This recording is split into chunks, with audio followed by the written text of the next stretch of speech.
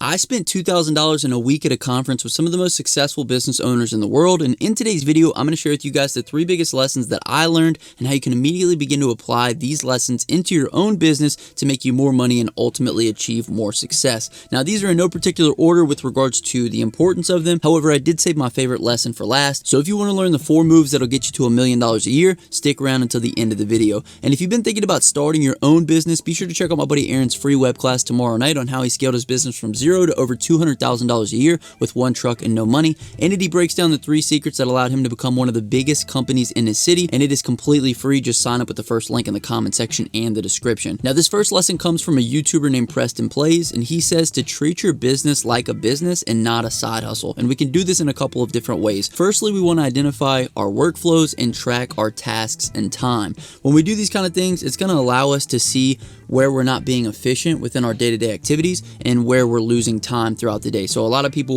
will, take extra time for lunch, or they'll lose time on the phone, or they'll lose time on maybe websites they shouldn't be on. So when we track our time, we identify our workflows, we're able to kind of pinpoint these things in our business and we're able to eliminate them. Next, we want to learn how to delegate. We want to identify steps in our workflow that are easy to delegate to others and prioritize high income activities. So for a business owner, if you're doing things in your day-to-day activities that aren't generating a large portion of income, we need to take those, standardize those, and hand those off to people that we pay less money to, and that way we can focus on, like I said, those high income activities. So when we standardize our workflows, we're able to create SOPs or standard operating procedures for doing different tasks. So for example, if it was like gutter cleaning, it would be like step 1, take out the ladder. Step 2, put the ladder on the gutter. Step 3, empty the gutter. These standard operating procedures allow us to standardize the way that we do certain tasks, so that way we can hand those off and delegate those to other people, and they're able to pick those up and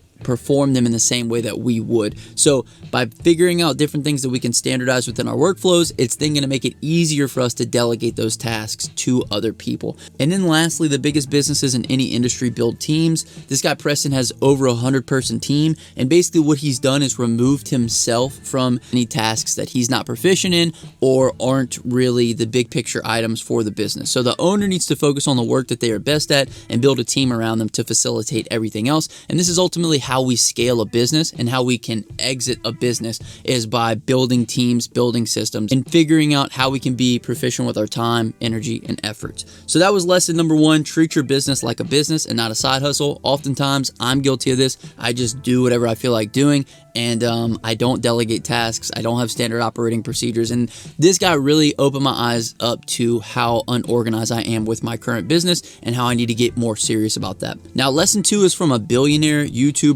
and he says the most successful businesses in the world follow a simple system called the physics of progress. Step 1 of the physics of progress is to get clarity, getting crystal clear on what it is that we want. An example of this is like, I want more customers to come into my business. We need to get crystal clear on exactly what it is that we want. I want to generate 100 more leads into my business every single month. And then step 2 is to identify the obstacle that is in between where we are and where we ultimately want to be. So if our goal is to generate 100 extra leads a month, what is standing in the way? Is it the fact that we need to diversify where our leads are coming in? Is it that we need to put out more videos, put out more social media content? So step 2 is to identify the obstacle that is in between where you are and where you ultimately want to be. So if we know that we want to get 100 leads a month into our business, is the obstacle that, we need to get better at creating social media content? Is the obstacle that we need more ways for people to flow into our business? Is the obstacle that we need to, send out more emails or become better at running ads, or whatever the obstacle is? We need to identify that, and then the next thing is we're going to attack it. Now, a big piece of advice that he mentioned during his speech is we don't want to deal in emotions, we want to deal in data.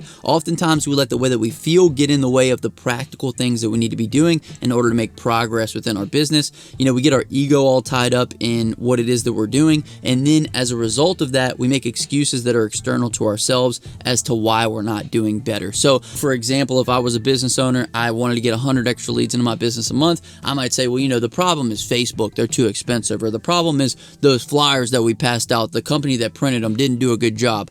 When in reality, Maybe we didn't pass out enough flyers. Maybe we haven't learned enough about how to run Facebook ads. So we want to differentiate our ego from data. We want to be data driven rather than ego driven. So we want to make adjustments, make changes so that way we can see a better return on our flyers or see a better return on our Facebook ads, instead of tying in our emotions and getting emotional about how to resolve the issue. Now, another thing that he said that really resonated with me is if you want to be super successful, you must be willing to take extreme accountability for what it is that is going on in your business and in your life. So a lot of people, like I said, point the blame at others, and that's because they're tying ego in when they should be dealing with data.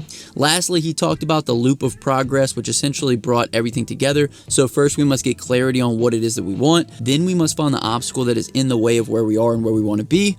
And then we must use the data and not emotions in order to overcome that obstacle, which then continues the cycle of finding the obstacle, using data to overcome it, and then getting clear again on where it is that we want to go next. So as you guys see, it's kind of a loop there. So it's simple when you think about it, but it's also a very powerful way to focus in and get extreme clarity on where you want to go, find what the obstacle is, and then overcoming it without getting attached emotionally to outcomes. So now let's go ahead and get into the last lesson that I learned. This one was my favorite. This one was from Myron Golden. He's also a YouTuber. He's got a huge successful business. And in this one, I'm going to give you guys the 4 moves that Myron gave me to get to $1 million a year. Now, one of the most important things that he said before he talked about the 4 moves was, if you want to make more money, you have to make more offers. And this kind of got me thinking, like, how many offers are we making on a daily basis? How many offers are we making on a weekly basis, monthly basis, yearly basis? And basically what he says is, if you want to double your money, double your offers. So for you guys at home, if you're listening to this, think to yourself, when was the last time you made an offer to a customer? When was the last time that you sent an email out with a new offer to customers? When was the last time you sent a text out, or you called these customers? This is something you can do within Quote IQ, and this is something that you can automate within Quote IQ by setting up email automations. But it's something you should always be cognizant of. If you guys are running low on money in your business or running low on opportunities in your business,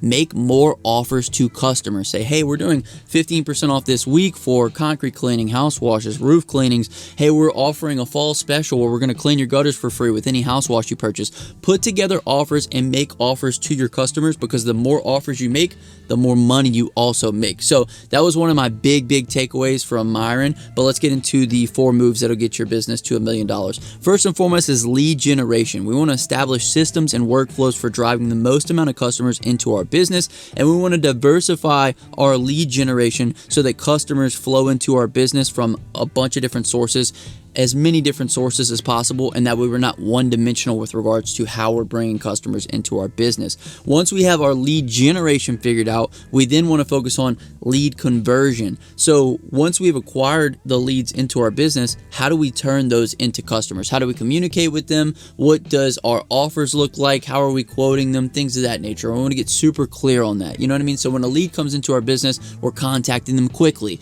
We are getting them a quote as quick as possible. We're trying to facilitate getting them on the schedule. So lead generation is 1. Lead conversion, getting that person who gets a quote to convert into a customer, is number 2. And then the next step is customer ascension. So once they've purchased with us, how do we continue to bring them up our value ladder to offer them higher ticket services, ultimately maximizing our service offering with every single customer? So I've told you guys this in the past. I think that can cleaning is a great way to get your foot in the door with other customers. So if our lead acquisition source is can cleaning, we're bringing leads into our business with can cleaning, and we're converting those people into customers. How do we take a can cleaning customer and ultimately sell them on house wash, roof wash, and driveway cleaning? And then once we've sold them on that, how do we sell them on gutter cleaning and Christmas lighting in the fall? How do we bring every single customer that comes into our business into a sale and then into other sales with other services that we offer, referred to here as customer ascension? And then the last step to this process is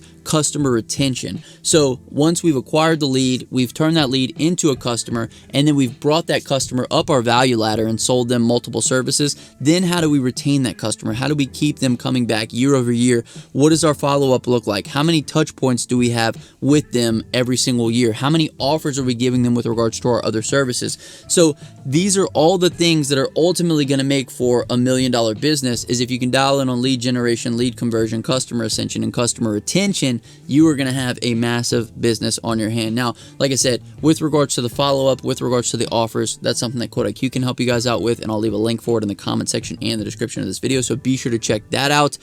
But those were my biggest lessons that I learned. If you guys made it this far in the video, comment down below gold below, because I would have paid probably 10 times to learn this much value, and now I'm giving you guys it for free. So if you enjoyed the video, hit the thumbs up button for me, subscribe to the channel. Until next time, hustle hard and get that money, baby. Peace.